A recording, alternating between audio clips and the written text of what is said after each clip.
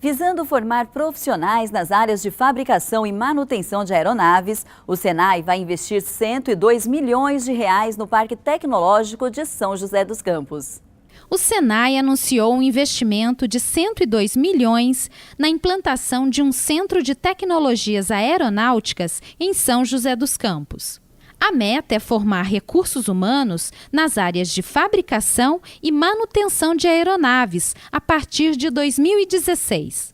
O complexo será construído em uma área de cerca de 40 mil metros quadrados no Parque Tecnológico. A doação da área pública foi aprovada pela Câmara de Vereadores conforme a Lei Municipal 8.787. No início, nós tínhamos pensado numa área em frente do atual Senai, lá em Santana, onde era a antiga Ródia.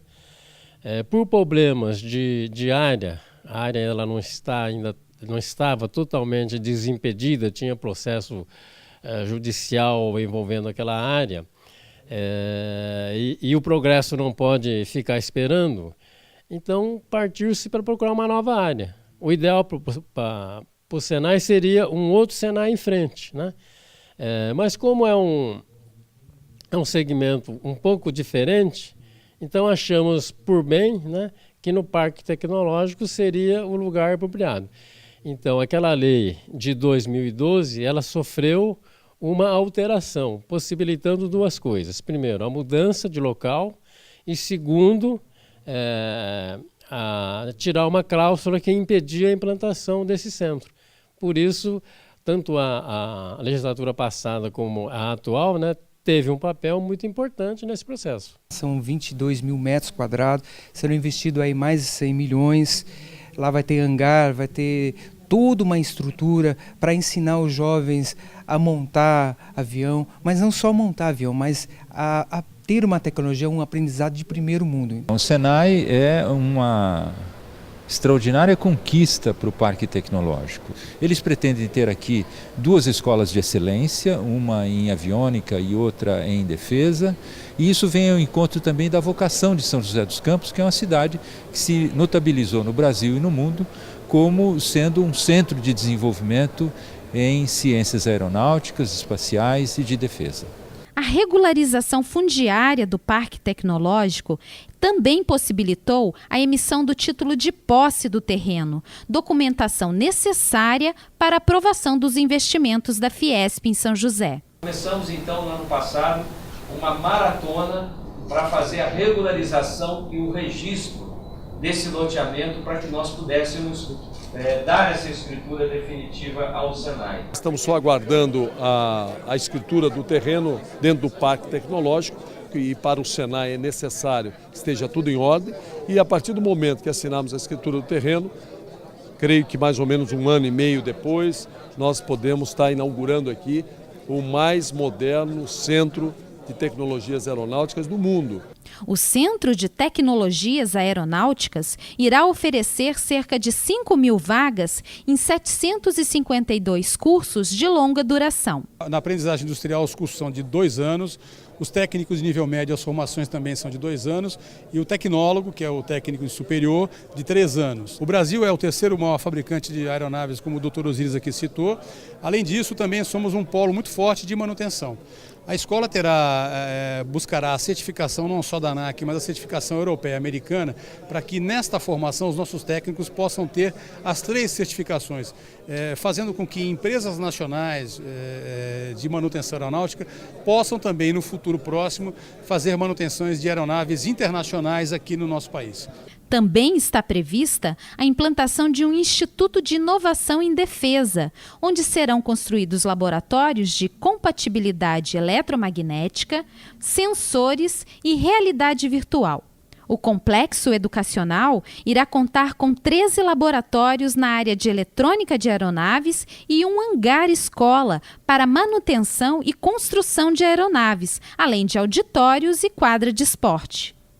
Na segunda parte da audiência pública sobre o movimento estudantil em São José dos Campos, a Comissão da Verdade ouviu depoimentos de ex-alunos de escolas e universidades da cidade que se emocionaram ao relatarem casos de perseguição e violência durante a ditadura. A Comissão da Verdade realizou esta semana a segunda parte da sexta audiência pública sobre o movimento estudantil no período da ditadura. A vereadora Amélia Naomi destacou os objetivos da comissão. E a comissão tem um objetivo claro. Nós vamos ouvir todos os depoimentos, fazer toda a discussão ampla, mas nós queremos entregar um documento para, na Comissão da Verdade, em Brasília, discutindo um pouco o processo da redemocratização do ITA. Porque todos nós sofremos com o processo inteiro, mas o ITA foi a universidade que mais sofreu, tanto é que hoje continua fechada. Então, no nosso relatório final, com todos os processos, nós vamos lutar pela redemocratização do ITA. Então, esse é um objetivo que, desde o início, essa comissão já discutiu, porque nós vamos continuar com a pauta contra o que foi feito no ITA. Nós não temos esse tempo todo em função do foco que nós nos permitimos no início da comissão. Ex-alunos das faculdades de Direito e Engenharia, do CTI da Univap e do Colégio João Cursino relembraram como o movimento estudantil joseense se organizou e lutou contra a repressão da ditadura. Os depoentes se revezaram recordando a época em que sofreram com a violência física e psicológica. Hoje a gente tem vários espaços gradeados por conta da violência externa, né? Naquela época você tinha grade porque era uma violência interna muito grande, né? A gente era tratado mesmo com mão de ferro, a repressão era muito grande, tudo era motivo para expulsão, então advertência, expulsão, e quando a expulsão ia ficar muito evidente o caráter político, foi o que aconteceu no João Cursino. Nós fomos reprovados. Eu fui embora para casa à noite por volta das 10, e aí um homem, numa parte escura ali da Ademar de Barros, já dentro do Jardim Maringá, um homem de uns 30 anos, bem vestido, saiu do carro e foi na mesma direção, né? Me agarrou o homem, tentava me colocar dentro do carro, eu fiz um escândalo, gritei.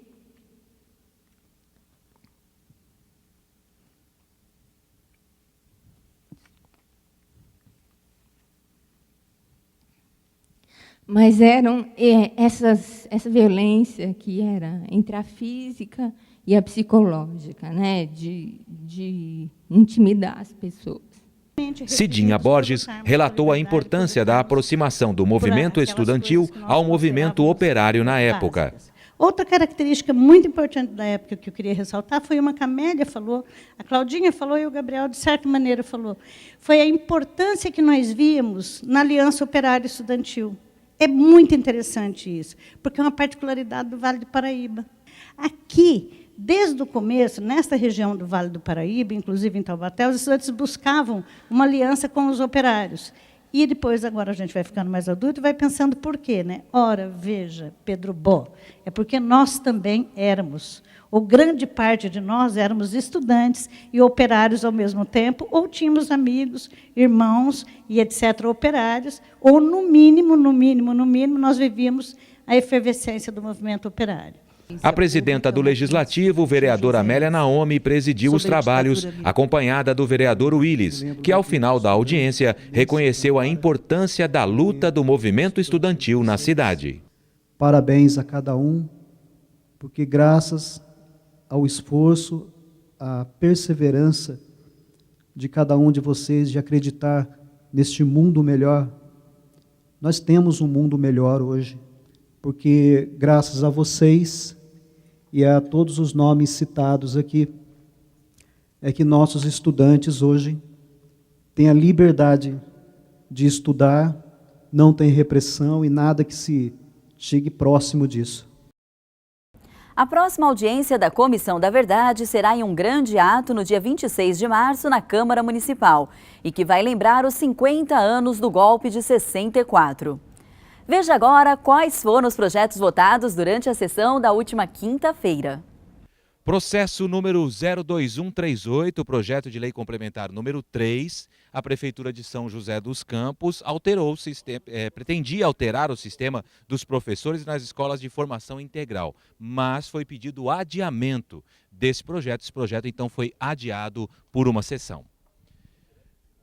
Processo número 02139, projeto de lei complementar número 4, também de autoria do Poder Executivo, a Câmara de São José dos Campos aprovou por unanimidade projeto de lei que autorizou a regularização fundiária do bairro Jardim Ebenezer, implantado irregularmente na região do Bom Retiro, por ser declarada como Zona Especial de Interesse Social, ZEIS. A região do Ebenezer fica dispensada de atender todas as normas urbanísticas e ambientais exigidas por lei municipal. A área beneficiada tem 15 mil metros quadrados de extensão. O projeto foi então aprovado por todos os vereadores.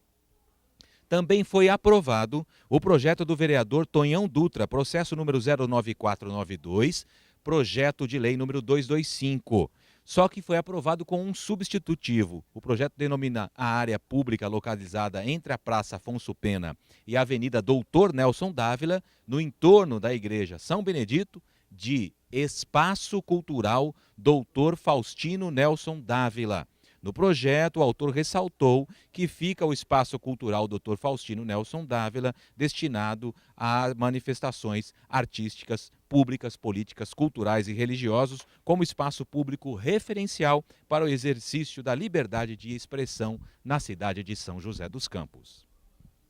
Processo número 08875 foi adiado o projeto de lei do vereador Petite da Farmácia, que instituiu o prêmio de reconhecimento e mérito para as empresas, o selo para empresas inclusivas.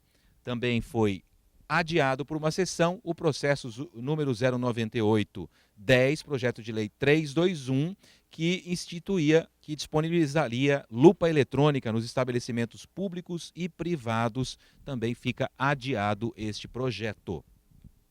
Também foi pedido o adiamento do processo número 03347 da vereadora Dulce Rita sobre o Banco Público de Cordão Umbilical e Placenta na rede municipal de saúde.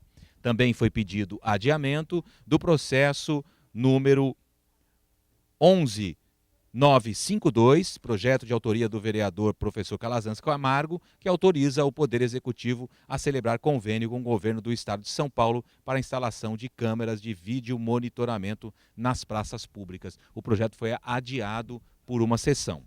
Também novamente adiado, projeto da vereadora Dulce Rita, que cria o Dia Municipal de Nelson Mandela, a ser comemorado anualmente em 18 de julho.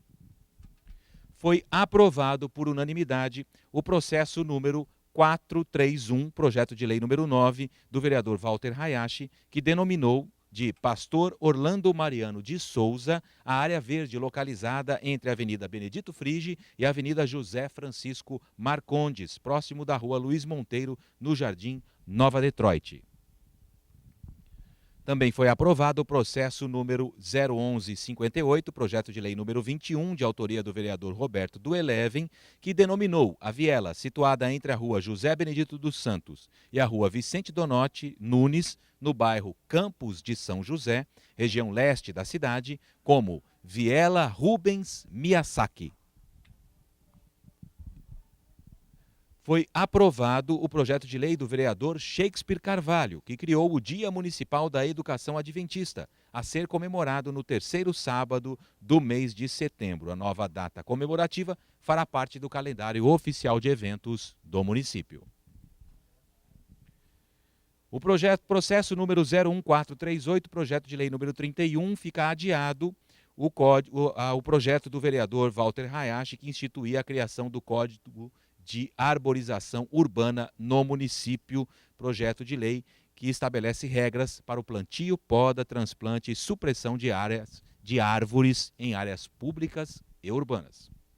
E assim termina mais uma edição do programa Semana Legislativa. Todas as informações sobre a Câmara Municipal de São José dos Campos você encontra no site câmarasjc.sp.gov.br. Obrigada e até a próxima!